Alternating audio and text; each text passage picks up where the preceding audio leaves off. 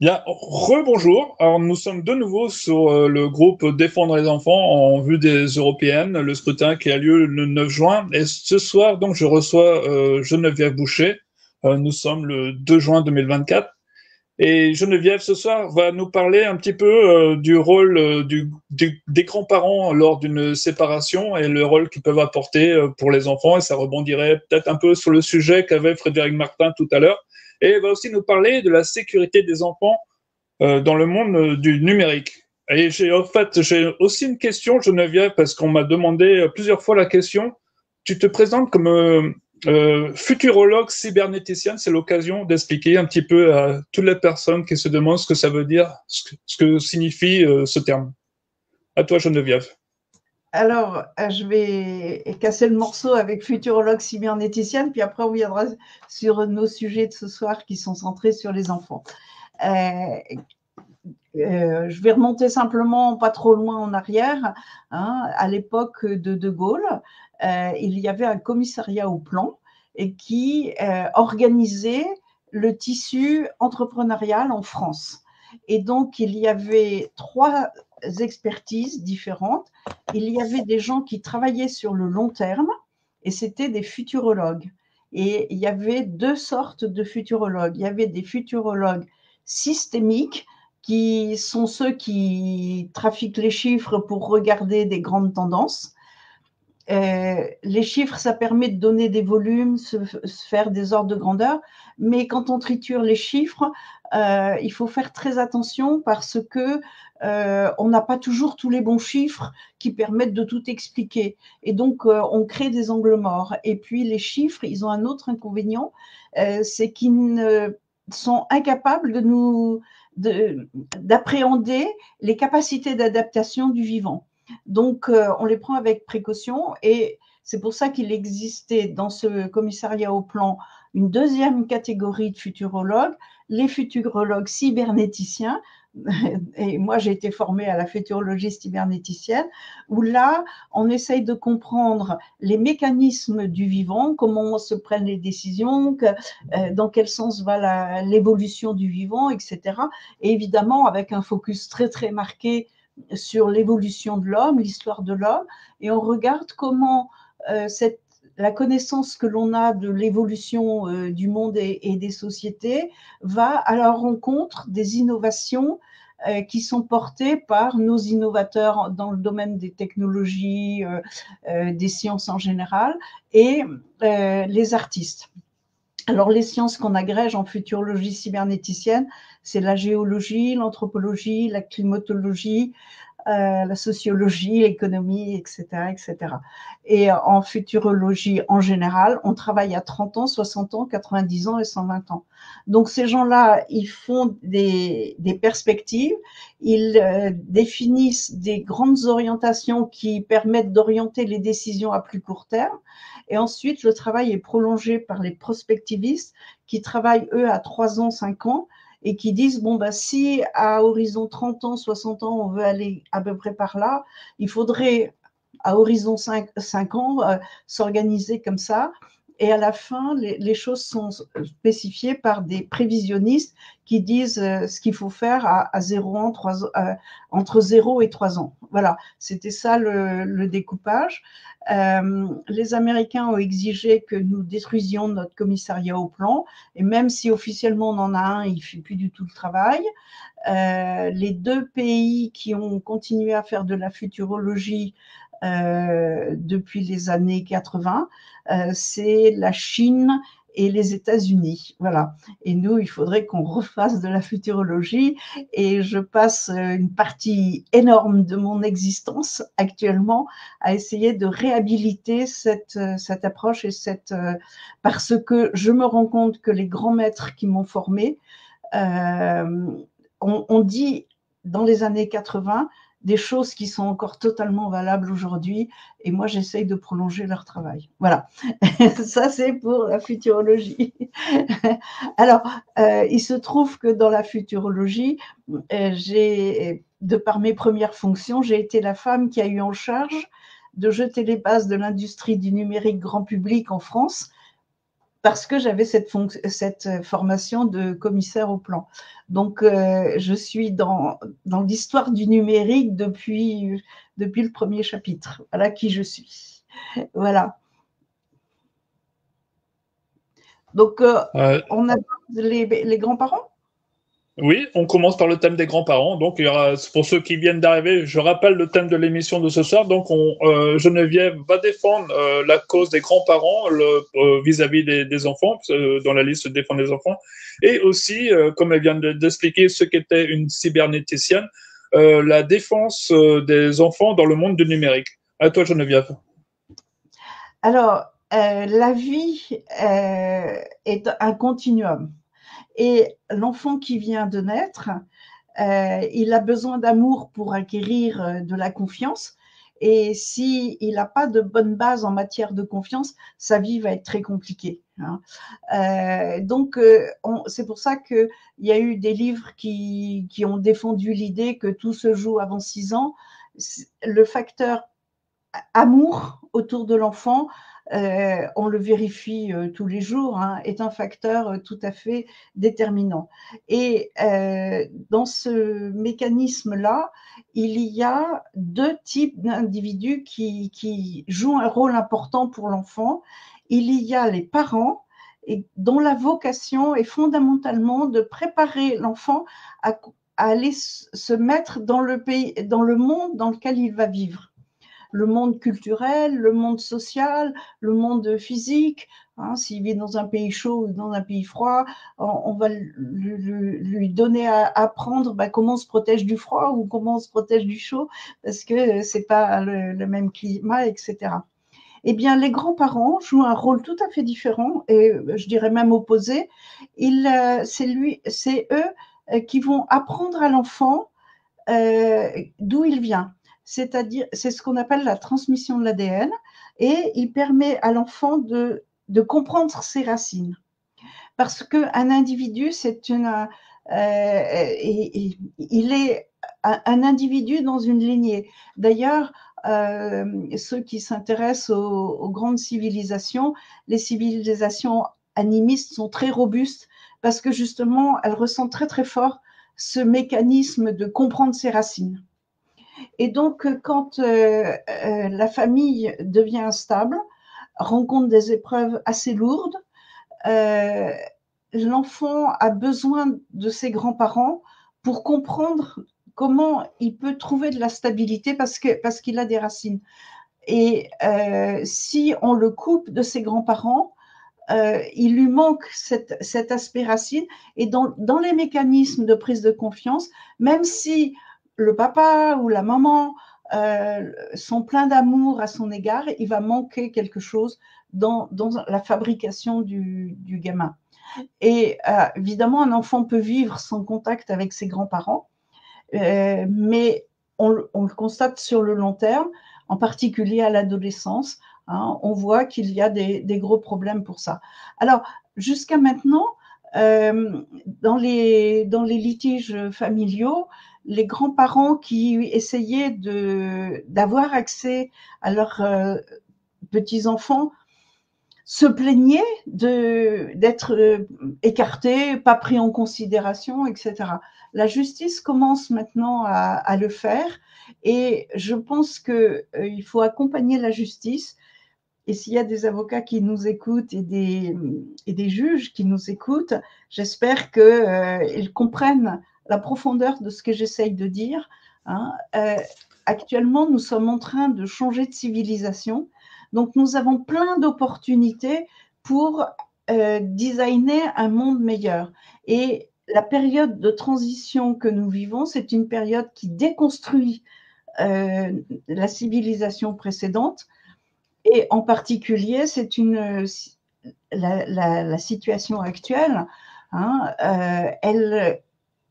elle fait en sorte que les individus deviennent de purs consommateurs, travailleurs.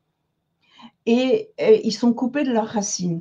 On les inonde de publicités où on voit quelqu'un qui roule avec béatitude sur une route où il n'y a qu'une seule voiture, voilà.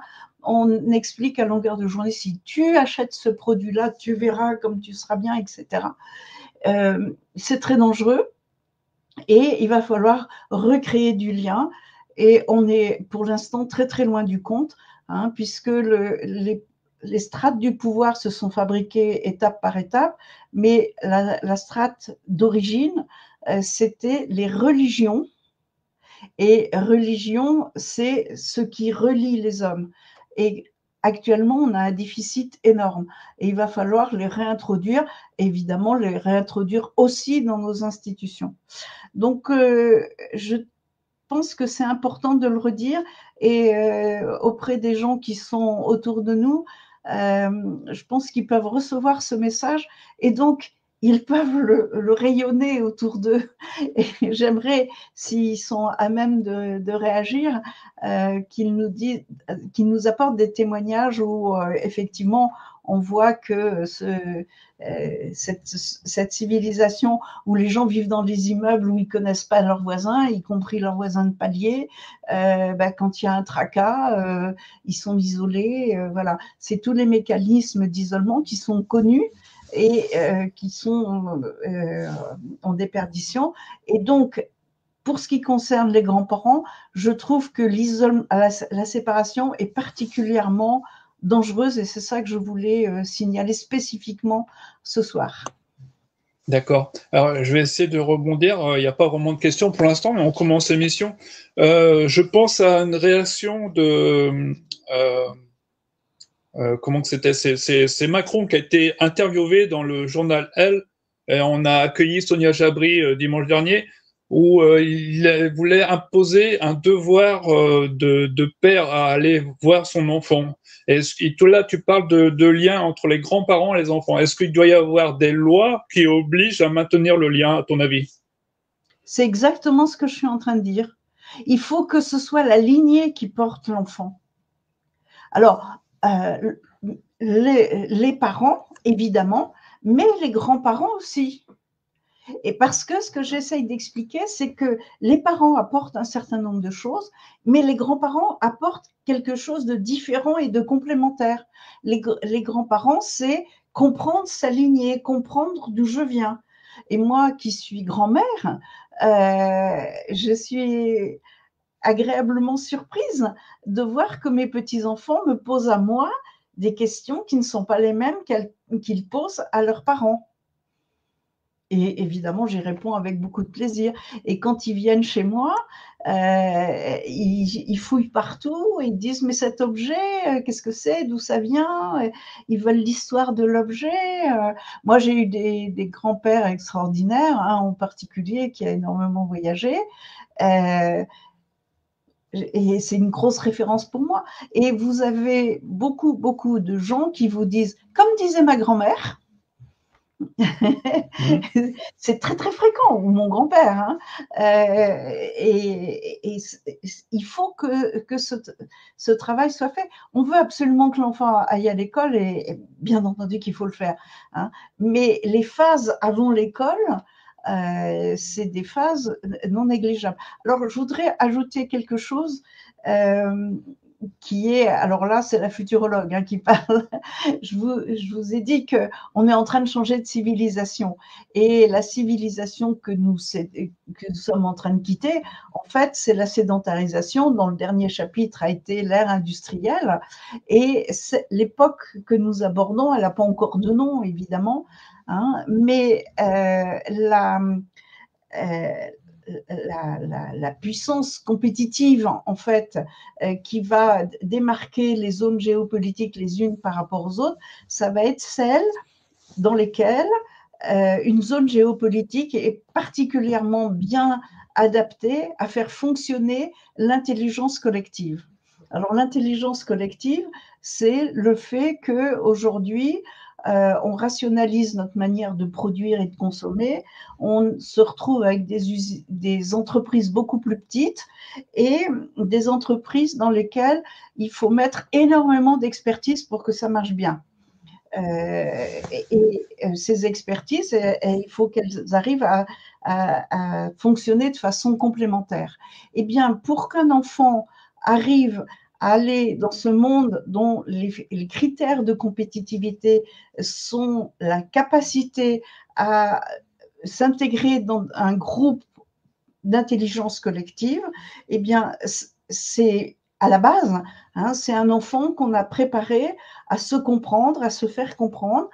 Il s'est testé par rapport à ses parents, par rapport à ses grands-parents, par rapport à sa fratrie, par rapport à sa lignée, ses cousins, ses cousines, éventuellement les voisins, etc., etc. C'est très intéressant parce que avant la sédentarisation, les hommes vivaient en mode nomade et ils étaient reliés entre eux par la spiritualité. Ils consacraient 25% de leur temps à la spiritualité. Et en réalité, ce travail très collectif qui serrait le groupe, il visait à faire de l'intelligence collective déjà à l'époque. Et c'est ce vers quoi on retend aujourd'hui. Donc, je voudrais arriver à faire passer l'idée que mon message, il est très fort. Les enfants qui naissent aujourd'hui, ils vont vivre dans une société qui ne ressemblera pratiquement pas à celle dans laquelle nous, on a grandi. Mais il faut que nous comprenions, que nous les préparions à cet avenir-là. Voilà, leur Et avenir. c'est un peu inquiétant parce que là, tu parlais des nomades et des époques passées où on fonctionnait plutôt en une sorte de tribu, c'est-à-dire qu'il y avait des liens entre chaque membre. Là, en tant que grand-mère, en parlant des différentes générations, on peut imaginer en quelque sorte qu'il faut essayer de maintenir la tribu familiale. Et pour faire un petit peu tendre une perche vers le sujet qui va venir, on va peut-être être confronté aux problèmes technologiques, c'est-à-dire que maintenant on a les enfants qui sont face à leur écran, qui se retrouvent un peu seuls. Comment est-ce que, en tant que grand-mère, je pense que tu dois être confronté au problème. Comment tu expliques à tes enfants qu'il faut de temps en temps lâcher leur tablette ou leur téléphone et peut-être améliorer les échanges avec les grands-parents?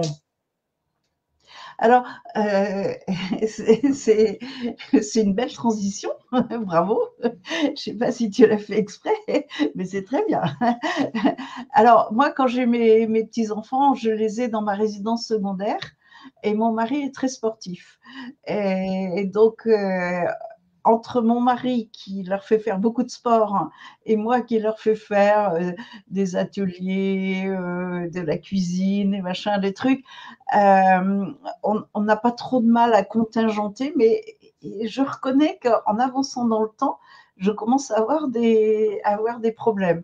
Mais évidemment, tout ce temps que nous passons avec eux, c'est des temps où ils fabriquent du souvenir et les repas qu'ils prennent avec nous, c'est des temps où ils fabriquent et ils engrangent des saveurs. Et ça fait partie des racines. Hein. Et moi, mes petits-enfants, en tous les cas, ceux dont je m'occupe, parce que les autres, jusqu'à maintenant, ils étaient en Afrique, donc je les voyais beaucoup moins. Ce que j'essaye de faire avec eux, c'est fabriquer, fabriquer du souvenir. Et quand on fabrique du souvenir, ils me demandent tout le temps, c'était comment avant? Et voilà, donc par exemple, des trucs tout bêtes, hein. Leurs parents ne veulent pas acheter des crèmes dessert. Le dessert, c'est yaourt ou fromage blanc. Voilà, parce qu'il y a des trucs, on ne sait pas ce que c'est dedans, donc voilà. Donc chez moi, il y en a. Alors, je leur dis, voilà, vous pouvez manger des trucs que papa ne veut pas, mais avant, je les faisais moi-même. Alors, du coup, ils ont envie de faire, etc. C'est tout ce travail qu'il faut faire. Et c'est un travail qui, à la fois, demande du temps et de l'énergie. Et c'est du travail qui apporte des récompenses gigantesques. Donc, on est très largement récompensé à faire ça. Voilà. Mais effectivement, si vous ne voulez pas faire tout ce travail qui vous incombe, en tant que grand-mère et en tant que parent, bah, c'est facile, vous les collez devant la télé, puis vous allez faire du réseau social et vous aurez tout gâché, vous-même et les enfants, et c'est une vraie responsabilité. Pour le moment, on est très démunis vis-à-vis de ça. Alors, si on passe directement au numérique, je voudrais dire un autre message fort concernant le numérique. Je vous ai dit que moi, j'ai été la dame qui a eu en charge de jeter les bases du numérique grand public hein, en France. Et notre aventure, elle a commencé avec pas mal de projets extraordinaires, hein, comme par exemple les univers 3D qui ont fait la Ubisoft, que vous connaissez tous, hein, les cartes à puce, hein, qui ont été les cartes bancaires que vous avez, mais aussi les blockchains, enfin les crypto-monnaies. Tout ça, ça a été fait en France, hein, et les Français ne le savent pas, j'en profite pour le rappeler. Et puis, il y a eu le Minitel qui a servi de souche à l'Internet. Et avant de faire le Minitel à l'échelle nationale, on l'avait fait à l'échelle locale, sur la zone de Vélizy, à côté de Versailles. On avait équipé 2500 ménages et on avait mis à disposition des ménages un petit assortiment d'applications. Donc, il y avait les horaires de train, il y avait les comptes bancaires de la Poste, il y avait différentes choses. Voilà. Et on avait mis l'équivalent du mail. Et quand on est passé à l'échelle nationale, on a retiré le mail. Et on a essayé de comprendre pourquoi on a eu un problème avec le mail. Et il a fallu travailler avec des psychologues et on a fini par décortiquer le problème. On l'a retiré parce qu'on avait remarqué que quand on a mis ces pré-Minitel, en fait, on les appelait des chauffe-plats. Bon, voilà. On avait remarqué que l'ambiance dans les cages d'escalier s'était fortement dégradée. Et on a été interviewer les gens et on s'est aperçu qu'à travers cet outil, les gens se parlaient mal et donc du coup, ils se détestaient et donc du coup, on a retiré l'application. Donc on a essayé de comprendre pourquoi ils se parlaient mal, ils se détestaient. Et en fait, c'est parce que, je la fais courte, mais les gens qui faisaient partie de l'expérience n'avaient jamais fait un mail de leur vie, hein, ni eux ni personne d'autre. Et donc, ils découvraient avec beaucoup de sauvagerie les modes d'expression. Et on s'est aperçu que quand deux personnes parlent entre elles et qu'elles sont en face, elles s'observent, elles regardent si l'interlocuteur prend de l'intérêt, s'agace, se crispe, éclate de rire ou je ne sais pas quoi. Et on va moduler les propos en fonction de s'il ne comprend pas ce que je lui dis, c'est qu'il ne faut pas le dire comme ça, il faut le dire autrement, je vais essayer d'ajuster, etc. Tandis que quand il parlait d'écran à écran, alors à l'époque, c'était que du texte, hein, il n'y avait pas il n'y avait pas d'évoquitone ou je ne sais pas quoi, il n'y avait rien. Et donc, il parlait brut de fonderie et toutes les couches quand deux personnes vont se parler, il y a tout un mécanisme en couche d'établissement de la communication, hein, jusque et y compris des odeurs. Vous savez, quand dans l'expression populaire, on dit « je ne peux pas le sentir », eh bien, quand vous échangez avec deux personnes, vous ne le rationalisez pas, évidemment, mais même des odeurs peuvent dégager de la joie ou de l'agacement. Hein, voilà. Et donc, on a dit, il faudra revoir un peu la copie plus tard. Mais ça nous a énormément alertés. On a trouvé ça un sujet très à prendre en compte, en quelque sorte. Et quand les Américains nous ont demandé de leur donner tous nos travaux, hein, nos analyses, etc., et puis qu'ils ont pris la moitié de nos équipes aussi, hein, la moitié de mes équipes sont parties à New York, et j'ai pas aimé. Ensuite, on les a suivis et on s'est aperçu que nous, en France, pour faire le Minitel, la feuille de route que nous avions, c'était une idée qui datait de l'époque justement des commissaires au plan de Gaulle, dont on parlait tout à l'heure. Et la feuille de route, c'était rendre la France efficace. Et quand j'ai commencé à travailler avec les Américains, j'ai vu que c'était pas du tout ça. Leur feuille de route, c'était tout à fait autre chose. C'était, je vous la fais courte, et pas avec leurs mots, mais mes mots à moi, c'était faire une arme d'influence massive pour maîtriser le monde, maîtriser la foule. Et donc, il y a eu toute une série de mises en garde sur lesquelles on leur a dit, mais attendez, ne faites pas n'importe quoi, ça va juste être n'importe quoi. Hein, et ils n'en ont fait qu'à leur tête. Et aujourd'hui, l'outil se retourne contre l'Occident. Nous sommes en guerre hybride.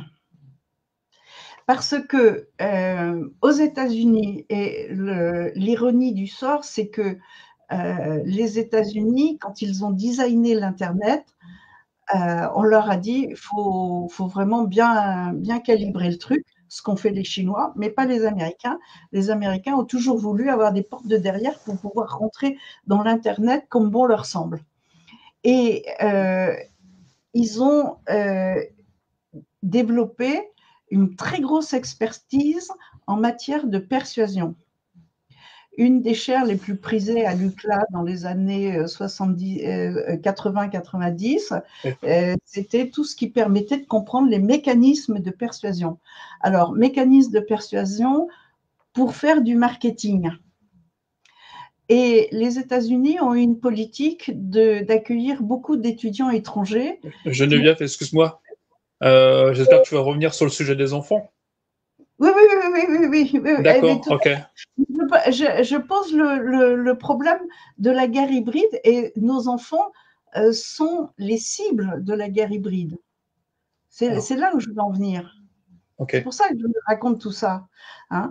Et donc, on a formé énormément d'étudiants dans les universités américaines à toutes les disciplines, dont celle-ci, dont évidemment des Russes et beaucoup de Chinois.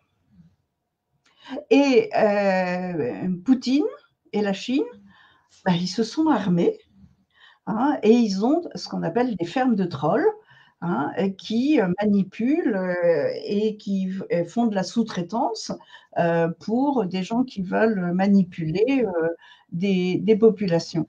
Et nous, actuellement, on est en guerre hybride et on a nos enfants qui sont manipulés, en particulier via TikTok. Les Chinois sont les auteurs de TikTok, mais les petits Chinois n'ont pas du tout le même TikTok que nous. Hein.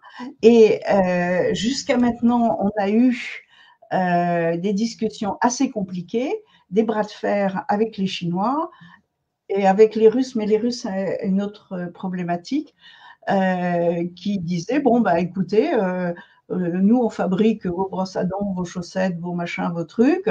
Si vous voulez pas de notre TikTok, vous avez plus les chaussettes et les brosses à dents. Et on a dit, ah si, on veut les brosses à dents. Bon, bah alors vous gardez notre TikTok, etc. Et les dégâts sont épouvantables. Et donc, jusqu'à maintenant, on a eu des dirigeants qui ont laissé faire. Et il faut vraiment en avoir conscience parce que nos enfants sont abrutis. Alors, il y a toutes sortes d'enfants. Hein. Il y a des enfants qui goûtent pas trop à ce genre d'exercice, des enfants qui arrivent ils comprennent qu'il faut prendre du recul sur ce qui est dit dans les réseaux sociaux, mais vous avez des pans entiers qui sont réceptifs. Ça, c'est le premier problème. Hein. Et quand je parle de guerre hybride, les guerres hybrides, c'est des guerres sans intervention de l'armée qui visent à démoraliser le pays, capter les talents et déstructurer l'économie. Voilà ce qu'on appelle des guerres hybrides et ça se passe que dans l'immatériel. Et le deuxième problème, alors là, qui est peut-être plus connu, je ne sais pas, hein, c'est qu'un enfant qui découvre la vie avec le numérique, il découvre la vie en 2D, à plat.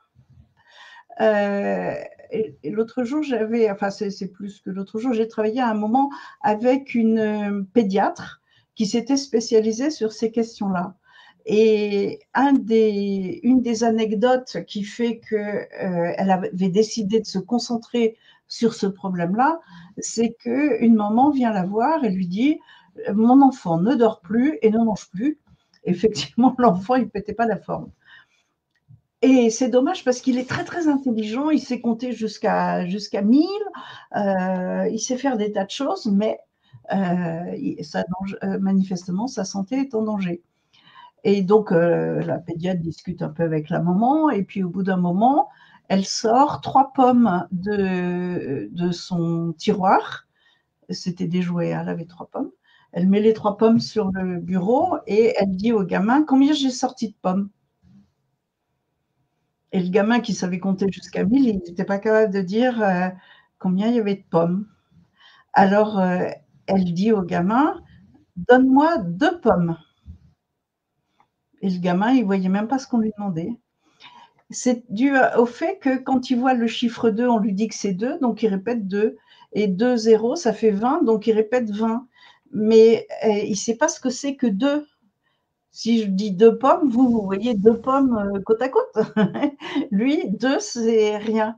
Et si on tire le truc un peu plus loin, à travers les supports numériques, plus rien n'a d'odeur, il n'y a plus de douleur, il n'y a plus de saveur, il y a encore les couleurs, mais tout est à plat. Et donc, on a une vision du monde qui est complètement immatérielle, enfin, je ne sais pas comment le dire. Et donc, l'enfant, quand il revient dans le monde réel, il n'a pas de repère et il ne connaît pas le monde réel. Il est coupé du monde réel. Et c'est ça qui fait qu'il devient fragile, manipulable. Et puis pendant qu'il a passé du temps sur l'écran, il n'a pas fait une mousse au chocolat avec sa grand-mère ou une partie de foot avec son papa ou je ne sais pas quoi d'autre. Et c'est ça qui nous fabrique une génération montante qui est un peu terrifiante. L'autre jour, je discutais avec un instituteur qui me disait, j'ai des élèves en CM2, je leur fais lire une petite histoire d'1 page, et puis à la fin, je dis, alors finalement, la maman, elle a donné la tartine de confiture ou elle ne l'a pas donnée? Et le gamin, il avait lu l'histoire, mais il l'avait annonnée. Hein, et il dit, mais pourquoi tu me parles de confiture? Voilà. Donc, c'est des enfants qui vivent dans un monde qui n'existe pas. Voilà. Hein, et donc, c'est très fragilisant. Notre génération montante, il faut y aller. D'accord. Alors, j'ai une réaction, une question de Samuel Labotte. Chaque génération d'enfants a eu ses outils de divertissement. On a dit pareil des flippers, ensuite des Wallman, des consoles, d'Internet, avec un décalage entre parents et enfants, tout en restant prudent. Est-ce que ce n'est pas juste rétrograde de ne pas s'adapter à ces nouveaux médias en tant que parent? Alors, non, parce que c'est très intéressant. Il y a Flipper, Walkman, console, Internet. C'est très, très bien. Parce que qu'est-ce qu'on voit? C'est que le flipper, il faisait du bruit, les balles, elles tapaient contre la vitre et on avait l'impression que, voilà. Mais il y avait des sensations. On touchait le flipper, la balle, elle bougeait pas si on touchait pas. Voilà. Et puis après, il y a eu le Walkman et on a commencé à avoir des problèmes avec le Walkman. Et la console de jeu, là, c'était pas en ligne, donc les capacités d'influence étaient moindres, mais déjà, la déculturation était importante parce que les gamins, ils passaient beaucoup de temps et ce temps, ils ne le passaient pas en échange, en jeu, parce que le gamin, il apprend à vivre son époque et l'environnement dans lequel il est par tous les sens. Hein, pas que par le cerveau, par le toucher, par les odeurs, par le corps qui sent, ça, il fait chaud, il fait froid, je me suis mouillée, ça me fait une sensation, etc., etc. Donc avec la console, déjà, ils ont commencé à aller dans des univers où il n'y a plus de sensations. Et avec Internet, là, on touche au pire, quoi. Donc il y a une graduation. Et j'aime bien l'idée de ouais, mais ça fait ringard de dire aux enfants de ne pas avoir de téléphone, etc., etc. Euh, la question, c'est pas être ringard, c'est comment je veux porter mon enfant pour qu'il aille dans le monde dans lequel il va. Et il ne va pas être au-dessus du vivant. Il va encore avoir besoin de yaourt, de cachets d'aspirine, de conduire une voiture qui roule en 3D. Enfin, peut-être qu'il ne conduira plus de voiture, il faudra que du transport en commun, c'est possible. Mais enfin voilà, de la vraie vie. Hein. Et ça, c'est terrible. Parce que nos enfants, ils vont à l'école, ils apprennent à lire, à écrire, à compter. Et ça a donné des enfants assez accomplis, qui ont pu faire beaucoup de choses. Hein. L'ère industrielle, aujourd'hui, elle est arrivée au bout de ce qu'elle sait faire et maintenant, elle devient toxique à certains égards. Bon, on ne va pas faire de la politique pour les autres, mais voilà. Hein. Mais elle nous a permis une certaine élévation. Et là, on a dépassé le pic d'efficacité. Et il va falloir recaler tout ça. Hein. Et le numérique, il y a beaucoup de pays qui commencent à réfléchir sur l'interdiction d'avoir un écran avant 5-6 ans. Ensuite, on a des petits devices, enfin le terme anglais c'est device, je ne sais pas comment on dit en français, petite machine quoi, hein, voilà, où on peut que recevoir des messages et appuyer sur un bouton et les boutons ça part que chez les parents et ainsi de suite. Et ensuite, on a pas Internet, mais un Internet filtré avec des sites qui sont agréés et puis des sites qui ne sont pas agréés. Et il faut avoir la majorité pour avoir l'Internet plein et entier. Alors, le problème de ces législations, c'est que c'est comme pour l'alcool. Hein, il y a des parents qui vont quand même acheter en leur nom le device et le donner à l'enfant. Bon, là, on ne peut pas. Voilà, c'est pas si simple que ça. Mais déjà, énormément informé, c'est déjà beaucoup. Hein.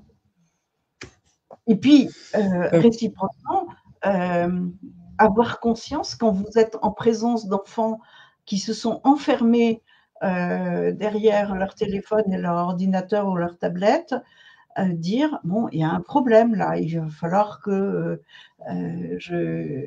j'alerte les gens qui sont autour de mon gamin. Alors, ça quand me fait... on a des gamins qui grandissent dans des familles sous haute tension, on va dire, pour faire court, évidemment, le repli derrière les devices, c'est presque...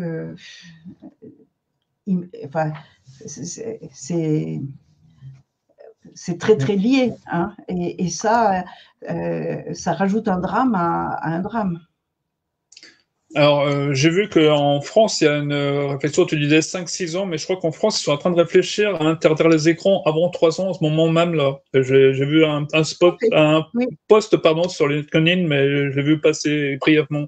Par contre, je suis en train de, par rapport à ma formation professionnelle, je dirais, j'ai pas une formation de pédopsychiatre, mais j'ai quelques notions. Je pense aux expériences de René Spitz qui justement va dans ce sens-là pour interdire les écrans aux enfants. Et René Spitz, il avait étudié, alors c'était un docteur dans les années 40 et donc au temps des camps de concentration, il avait mis à part exprès dans des conditions atroces des enfants privés de leurs parents, voir comment ils allaient grandir. Et donc en les isolant de leurs parents, il s'est rendu compte qu'ils faisaient des êtres asociaux, quoi. C'est-à-dire qu'ils n'avaient pas pu se construire psychologiquement et que s'ils devenaient handicapés, en fin de compte, en grandissant, quoi. Et donc, c'est un petit peu ce qu'il y a, c'est que ce qu'on reprocherait aux écrans, c'est de ne pas réussir à maintenir un lien humain avec les parents. Je te parlais d'une histoire dont parlait Frédéric Martin dans le live précédent, un bébé qui a été retiré à 3 mois à une maman et donc qui risque de créer de grands dommages à l'enfant, quoi. C'est-à-dire qu'en fin de compte, un enfant, dans les premières années de sa vie, a absolument besoin de ses parents. Et là, tu parles en tant que grand-parent, et justement, la transmission de savoir par les gestes et par la construction de souvenirs leur permet de se construire et d'avoir de l'assurance pour arriver jusqu'à la vie adulte, quoi. Et c'est un petit peu pour c'est le problème que pourraient avoir les écrans, c'est d'empêcher les enfants de se construire parce qu'ils perdent le contact avec leur famille, quoi. C'est exactement ça, hein. L'apprentissage de l'enfant, et moi j'en ai discuté ouvertement avec mes petits-enfants et ils ont trouvé que j'avais raison, c'était sympa. Je leur ai dit, vous savez, il faut que vous appreniez à découvrir le monde par vos 5 sens. Et le monde, il est en 3 dimensions. Donc, si vous êtes toute la journée sur les tablettes en 2 dimensions, vous n'allez pas comprendre le monde dans lequel vous êtes. Pour souligner ce que tu viens de dire, moi j'ai en mémoire une des expériences les plus tragiques qu'on ait connues à la fin du XXe siècle. En Roumanie, les Ceausescu s'étaient mis dans l'idée de… Tu connais cette expérience? Enfin, c'est pas une expérience. Je connais aussi cette histoire. C'est plus… Ouais, c'est plus qu'une expérience. Ils voulaient en faire une industrie. Ils piquaient des gamins dans les maternités et ils voulaient faire de l'élevage de gamins pour en faire des ouvriers, comme on élève des veaux et des vaches, tu vois. Et quand les Ceausescu sont tombés, les ONG se sont précipités dans ces orphelinats et ils ont été affolés parce qu'ils ont découvert des enfants qui avaient 4-5 ans et à qui on avait juste donné des biberons quand c'était l'heure et changé la couche 2 fois par jour, quoi qu'il arrive. Et ces enfants, on n'a rien pu en faire.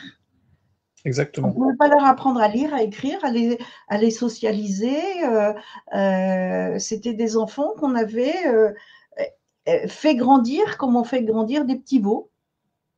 Et ça, les scientifiques se sont beaucoup intéressés à ça parce que c'est une expérience hautement tragique, mais malgré tout assez instructive, hein. Et bon, je ne veux pas donner des frissons effroyables aux parents qui sont confrontés au fait que leurs enfants passent trop de temps sur les tablettes et les téléphones et les ordinateurs, mais quand on pousse à l'extrême le problème, hein, j'ai juste cité l'exemple pathétique de petit gamin qui était incapable de donner 2 pommes à son médecin. Bon, ben voilà, hein, mais le problème devient très grave parce qu'on est en guerre hybride. C'est ça qui fait que le problème est devenu grave, c'est-à-dire qu'on a accepté de tendre aux gens qui nous veulent du mal, nos enfants. Hein. Et quand vous écoutez les journaux, les meurtres qui sont faits, c'est des 15-18 ans. Hein, c'est des gamins qui ont été travaillés par des trolls pour qu'à un moment donné, ça devient naturel de passer à l'acte pour aller égorger un prof, un prêtre, son voisin, on ne sait pas quoi d'autre, etc., etc. Et donc, il faut vraiment être très, très vigilant là-dessus. Et donc, quand on a des familles qui sont dans des périodes de grande turbulence, elles sont encore plus exposées, quoi, c'est clair. Et pour l'instant, on ne sait pas très bien les aider. Tu parlais de la difficulté de communiquer quand vous avez commencé à tester l'ancêtre des mails, parce qu'il y avait pas, il manquait, disons, en quelque sorte, les signes de la communication non verbale dans les échanges et que tout était à plat, en fin de compte, des lettres sur un écran noir. Et il manquait plus les expressions des visages et tout ça. Et donc, par rapport à ça, tu as dû étudier autre chose, c'est l'arrivée des images violentes dans le monde du numérique. Ouais. Est-ce que tu as une opinion là-dessus, la manière dont on pourrait Ah ben oui, défendre les enfants?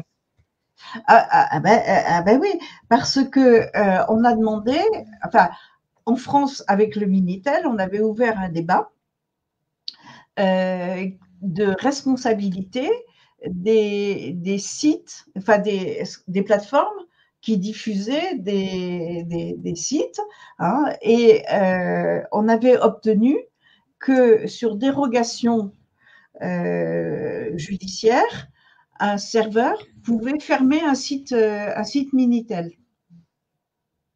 Et aux États-Unis, l'Internet étant de droit californien, on ne peut pas obtenir cette fermeture.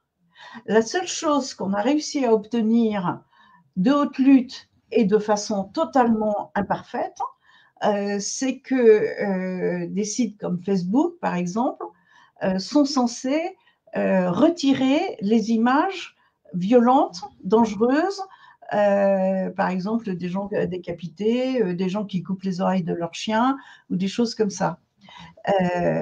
Sauf que l'intelligence artificielle ne sait pas vraiment faire ça parce qu'on a dit bah c'est pas grave, on va le faire l'intelligence artificielle.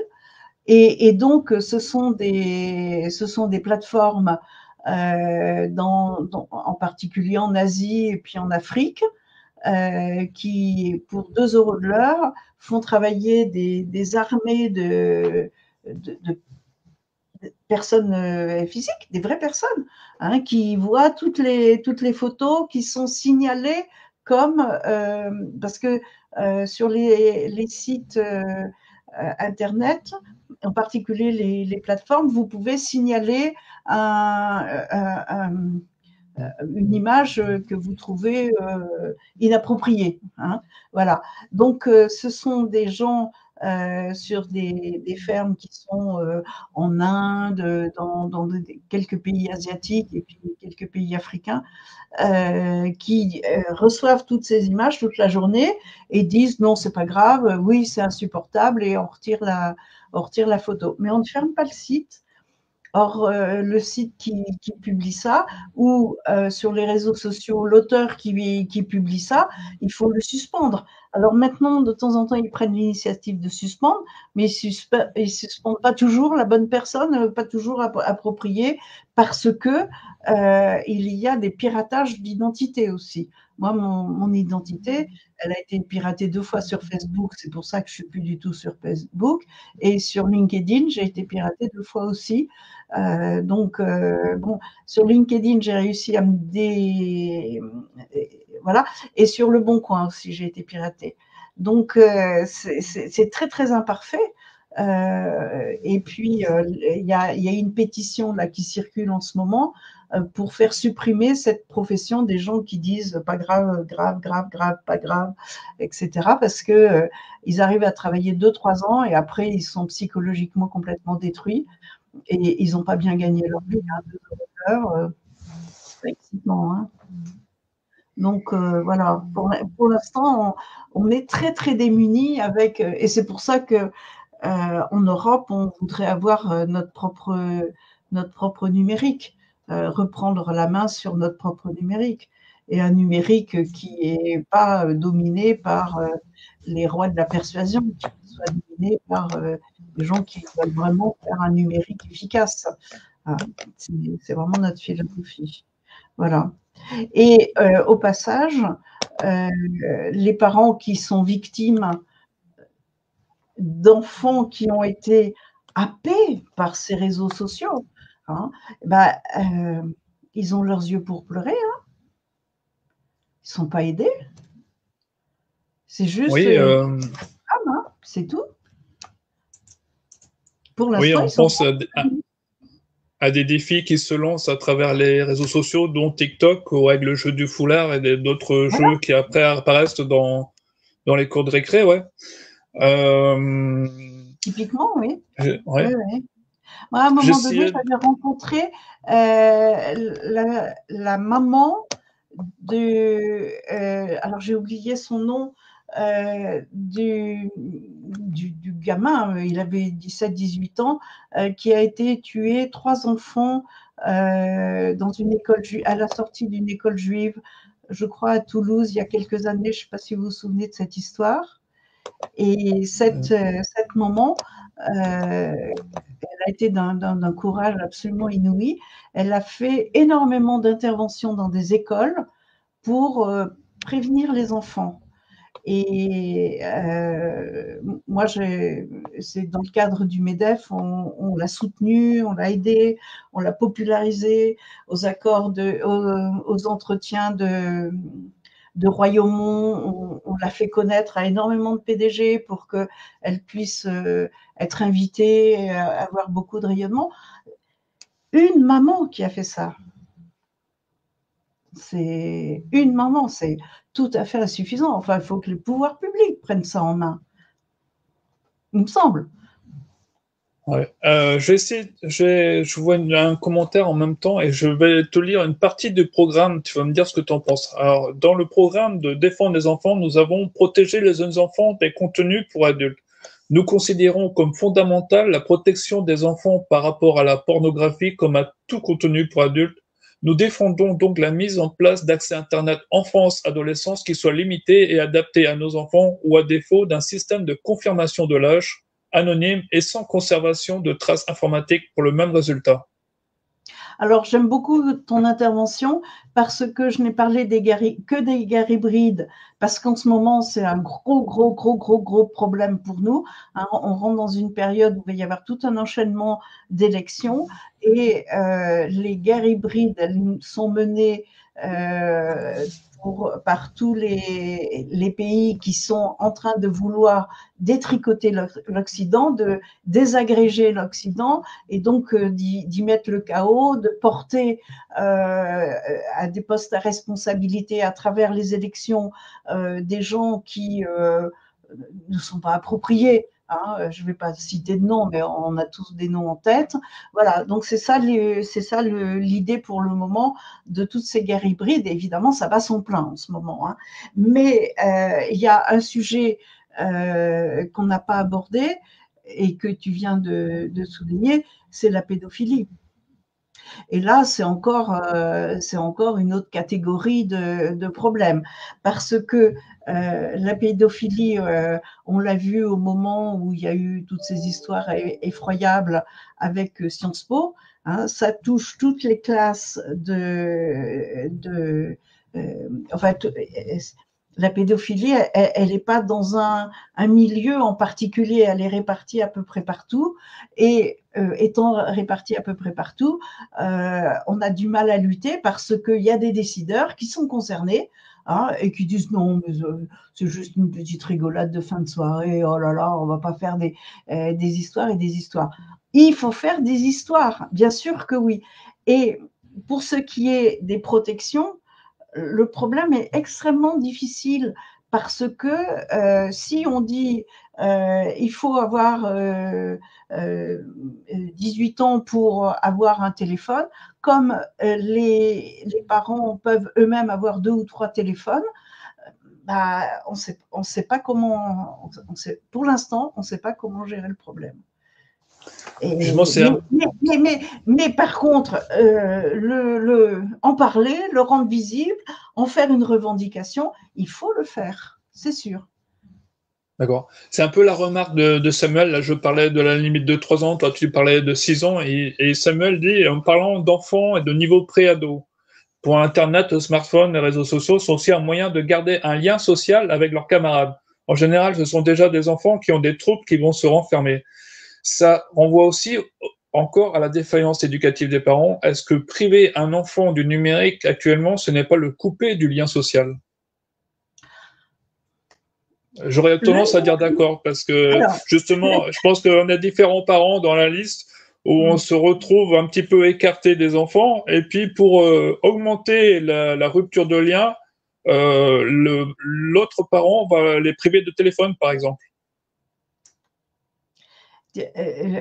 Évidemment, on connaît tous ces cas de figure hein, et qui peuvent prendre des proportions effroyables jusqu'au suicide du gamin, hein, parce qu'à travers les réseaux sociaux, il peut être blessé, non pas physiquement, mais plus profond de son âme, jusqu'à ce qu'il perde le goût de la vie et qu'il mette fin à ses jours. Hein.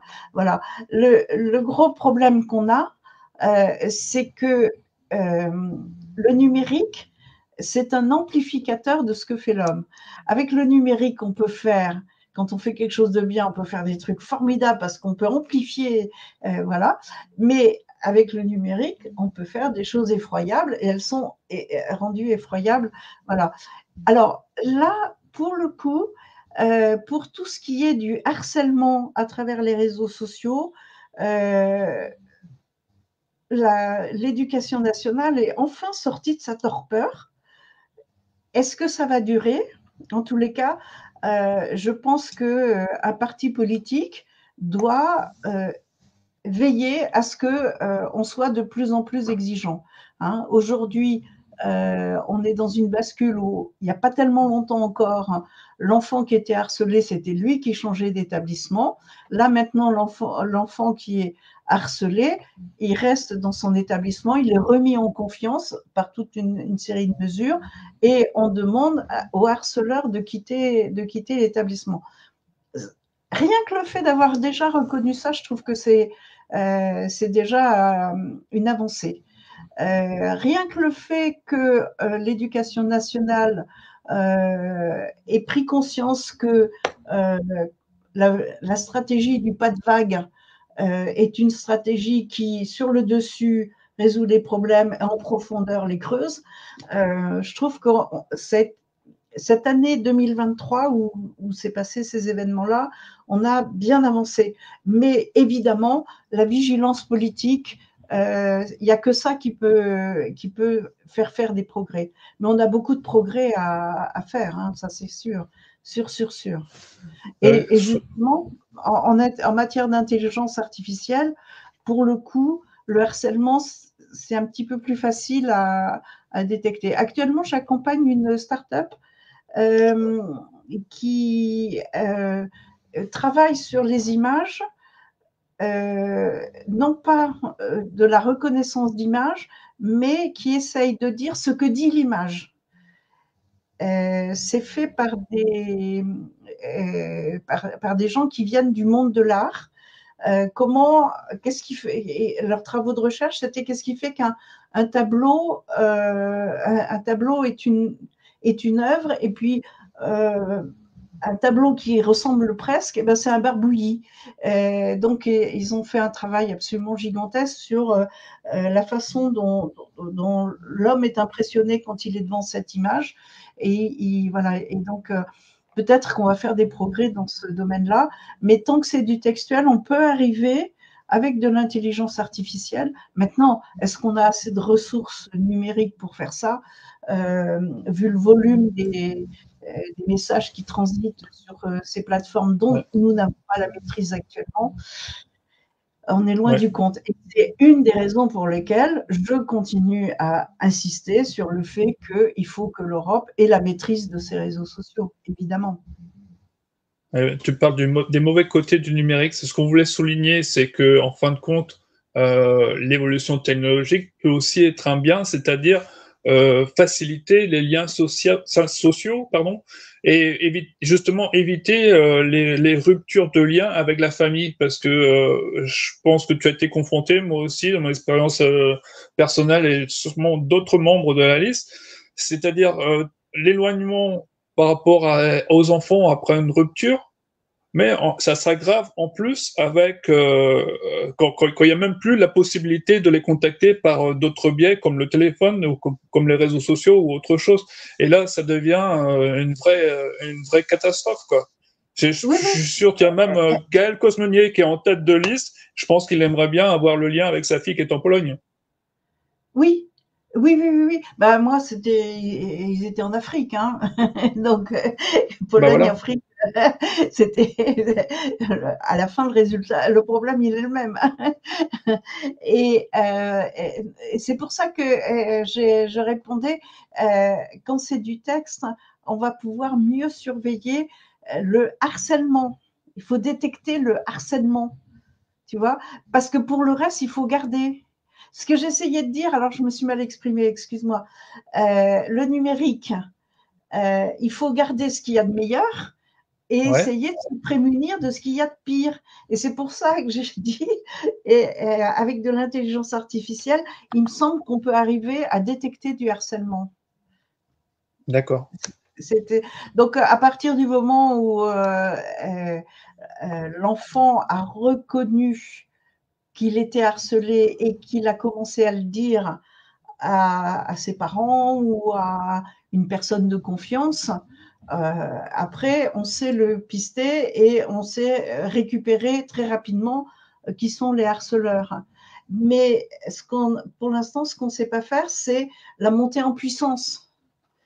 Parce qu'il faudrait scruter beaucoup. Et pour l'instant, c'est compliqué. Mais effectivement, euh, informer les ados, informer les parents, informer les enseignants, informer tout le personnel qui est autour, hein, dans les clubs de sport, les clubs culturels, et ceci, et cela. Pour l'instant, on susurre un peu. Hein. Et On là, parle pas assez haut et fort. Hein. tu es en Moi, je train de suis parler sous un aspect technologique pour détecter des harcèlements par rapport à des messages qui vont traverser sur les réseaux et tout ça. Mais une personne qui est victime, on revient toujours au même problème, en fin de compte, ce qu'on parlait il y a à peu près une heure. Une personne qui est un enfant, la plupart du temps, qui est victime de harcèlement, va avoir de nouveau euh, être réaccompagné de manière humaine pour reprendre confiance en lui. Et est-ce que je pense pas que les machines vont pouvoir remplacer justement tous ces liens humains qui leur permettent de se redresser, de relever la tête, quoi. ouais, ouais, tout à fait. Juste un petit détail technique. Hein. Quand deux personnes discutent, elles peuvent discuter 2 heures de rang. Si le contact a été bien établi, le thème fonctionne bien, elles se sont bien réglées et elles peuvent discuter 2 heures de rang. Euh, on, peut lire, on peut lire à peu près 20 minutes.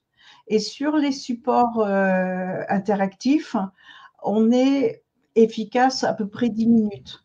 Et c'est ça qui fait, d'ailleurs, ça contribue à faire en sorte que les messages sont courts, un peu flaf-flaf, et puis un petit picto qui dit merci, ou qui dit ta gueule, ou je sais pas quoi, t'es un gros caca, alors on dessine un petit caca, voilà. Parce que les temps d'attention sont tout petits. Et les réseaux sociaux sont fondamentalement faits pour, en gros, remettre une pièce de monnaie dans la machine. Hein. On repart avec une autre image et youp, on recharge la machine. Et la machine est de moins en moins pertinente. Les retours sont de plus en plus impulsifs, non réfléchis, brut de fonderie. C'est pour ça que les réseaux sociaux sont quand même très, très dangereux. Et petit détail, parce que je ne sais pas si c'est connu, hein, nos données sont captées. Quand vous êtes sur un réseau social ou vous êtes en train de faire un petit Tetris tranquille, pendant ce temps-là, on vous pompe toutes vos données. Et quand les réseaux sociaux ou les plateformes genre Google ou je ne sais pas qui vous font un ranking de messages, hein, quand vous ouvrez votre Facebook, on vous met des petits messages à lire et ils sont classés dans un certain ordre. Eh bien, pour faire le choix, l'éditeur de la plateforme vous a profilé et elle vous profile avec une dizaine de milliers de paramètres. En particulier, les paramètres de santé sont pris en compte parce que pour influencer quelqu'un, si on sait qu'il a telle fragilité, on va l'influencer d'une certaine manière et pour autre chose, on va l'influencer d'une autre manière. S'il habite ici, on va l'influencer comme ça et s'il habite là-bas, on va l'influencer autrement. Je m'en étais aperçue euh, parce que ma petite fille, en Afrique, fait une requête sur Google et moi, j'étais sur mon ordinateur et j'ai vu qu'on n'avait pas les mêmes références. Tout était différent. Et elle n'a pas le même âge, elle n'a pas, enfin bon, voilà. Et après, je me suis fait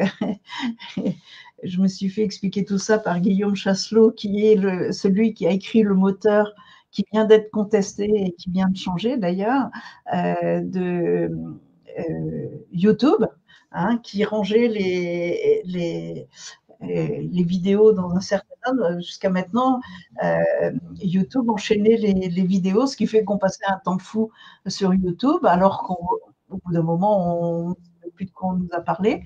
Et d'ailleurs, Guillaume Chasselot a quitté précipitamment YouTube parce que tout d'un coup, il a réalisé ce qu'on lui demandait de faire et il a dit mais il faut pas faire ça, c'est trop dangereux. On lui a dit bon si tu veux pas faire ça, tu pars. Il a vendu ses 3 Porsche et sa maison à San Francisco, il est rentré en France. Mais voilà. Et d'ailleurs, c'était assez rigolo pour l'anecdote. Il a compris ce qu'il a fait parce qu'un jour, il y avait une grève de train et il voulait aller voir sa maman qui était à Lyon et il a été obligé de prendre le bus pour y aller. Et il était assis à côté d'un type qui, pendant tout le trajet, était sur son téléphone et regardait des vidéos à n'en plus finir, des vidéos YouTube. Et donc, Guillaume se tourne vers lui dit, mais qu'est-ce que tu regardes? Ah non, mais attends, il faut absolument que je te montre, tu vas voir, c'est effroyable. Et il lui montre des vidéos de djihadistes, en fait, hein, si j'ai bien compris qu'il y avait à voir. Enfin, c'était des trucs assez effrayants. Et donc, Guillaume a commencé à dire, mais comment ça se fait que ce type, il enchaîne puis après, il a dit, bah oui, bah, c'est moi qui fais le moteur, je sais comment, voilà. Et donc, quand il est rentré à San Francisco, il a été dit, ah, ça y est, Archie, c'est trop dangereux ce truc-là, il faut arrêter. Et on lui a dit, non, non, c'est toi qui arrêtes, c'est pas nous. Voilà, ça s'est passé comme ça. Et c'est ça qu'il faut, enfin, moi, je pense qu'on est des Européens, on n'est pas des Américains, on n'est pas spécialement des Californiens. Et les Californiens, ils font ce qu'ils veulent, les Américains, ils font ce qu'ils veulent, et nous, les Européens, il faut que nous fassions ce qui nous semble bon pour nous. Et voilà. Et en plus, on a tout ce qu'il faut. Vimeo, ça marche très très bien, hein. C'est le YouTube français. Et il suffit de décider de lui donner un peu de peps, hein, parce que évidemment le business, on le laisse partir à YouTube, hein. Moi, j'ai encore publié un truc sur YouTube. À chaque fois, ça m'agace. Il faudrait que je le mette sur vidéo, d'autant que Vimeo a été fait par des copains à moi. Donc, si mais il n'a pas de modèle économique qui permet de faire ce que fait YouTube. Or, YouTube, c'est une pompe à données, hein, parce que au bout du bout, ce qu'il faut arriver à comprendre, c'est que quand on utilise tous ces trucs-là, on donne de la donnée. Et avec cette donnée, on nous profile. Et avec ce profil, on nous formate. Voilà la grande logique. D'accord. Voilà. Dur d'être parent. Hein. Ouais, d'être parent et d'être grands-parents, parce que là, c'est le temps des grands-parents, ce que tu représentes, c'est ça, parce que il faut représenter tout le monde sur la liste. Ouais. Alors, je voulais savoir, j'ai lancé un appel. Est-ce que tu as reçu des affiches pour en coller plein sur Paris? Alors, on est en train de tourner à l'Arlésienne, sauf que c'est dimanche prochain qu'on va aux urnes. Donc Oui, là, on est un peu pressé contre le mur, là. le, limite du malaise. Parce que on avait entendu parler d'un vol d'affiches par paquet de 1000. Et en fait, le paquet de 1000 est bien arrivé, mais il a été très vite distribué dans certaines banlieues. Et je comprends tout à fait le choix qui a été fait. Mais d'accord. rien sur Paris, parce qu'actuellement, si j'ai bien compris, il y a 16 affiches sur Paris. Rien que dans le 16e, moi je suis dans le 16e, il y a 57 panneaux à faire. Donc, avec 16 affiches, c'est très modeste, hein. Donc, le dernier SMS que j'ai reçu tendait à dire qu'il y a un tirage qui va être fait sur Paris. Et donc, les collages, à mon avis, c'est pas avant mercredi. Enfin, mercredi, ça va encore, quoi. Mais il Oui, faudrait pas demander. d'accord. Donc on lance l'appel. S'il y a des personnes de la liste qui ont des affiches en trop, envoyez-les à Geneviève, elle va les coller sur Paris. Voilà. Alors, Et puis, ouais. non, non, non, non, non, non, il faut Non, des collages, c'est pas toi? il faut des colleurs. Et après, on peut aider à organiser le collage parce que le collage, c'est très réglementé. Il est interdit de coller seul. Il faut être deux pour coller. D'où la Ah raison bon? pour laquelle mon mari a proposé, parce qu'il s'occupe du collage d'une autre liste, enfin, il organise le collage d'une autre liste. Et comme sur le 16e, on n'a pas trop d'histoire, on peut demander à ceux de notre liste d'aller coller avec l'autre liste parce que on peut expliquer, etc. Mais il a fallu qu'on se mette d'équerre avec le député parce que l'histoire était remontée jusqu'au député. Il a dit c'est quoi cette histoire là? D'abord, Geneviève, qu'est-ce qu'elle fait là sur cette liste? Il fallait que je rende des comptes. Mais j'ai expliqué, et je peux le redire ici, hein, pourquoi j'ai fait ça. C'est parce que il y a des grosses listes, des petites listes, hein, et je vois que dans les grosses listes, il y a un nombre non négligeable d'électeurs qui disent je me sens pas bien avec aucun d'entre eux. Et pourtant, je veux accomplir mon devoir électoral. Et donc, j'ai remarqué que cette liste-là et celle des animaux étaient des espèces de refuges, en quelque sorte. Et moi, je préfère que ce soit plutôt les enfants que les animaux, même si j'adore les animaux. J'ai eu un chien et je veux plus de chien parce que je veux pas prendre le risque d'avoir un chien moins bien que celui que j'ai eu. Donc voilà. Mais je comprends qu'on puisse voter sur la liste des animaux, mais je voudrais faire en sorte que les gens qui sont dans cette situation se retournent vers les enfants. D'ailleurs, les gens me disent que j'ai raison. Merci Geneviève. Et puis j'aime bien que tu le dises avec autant de sourire et de joie. Donc ben, De n'oubliez joie, de pas, joie, ouais, de joie ouais, surtout. Ouais. de la joie, ouais. Et donc ben, j'espère qu'avec le même enthousiasme, on va encourager les gens à voter pour les enfants le 9 juin prochain. Et Voilà. ceux qui ont posé des questions, on les remercie, hein, d'avoir un peu nourri la discussion. Ouais. Merci à tous. Il n'y a plus de questions apparemment. Donc on vous dit bonne soirée. Au revoir. Bonne soirée. Alors, oui, je sais pas, c'est toi qui coupes, je pense. Je sais pas Oui, comment ça se coupe. Voilà. je coupe. Salut.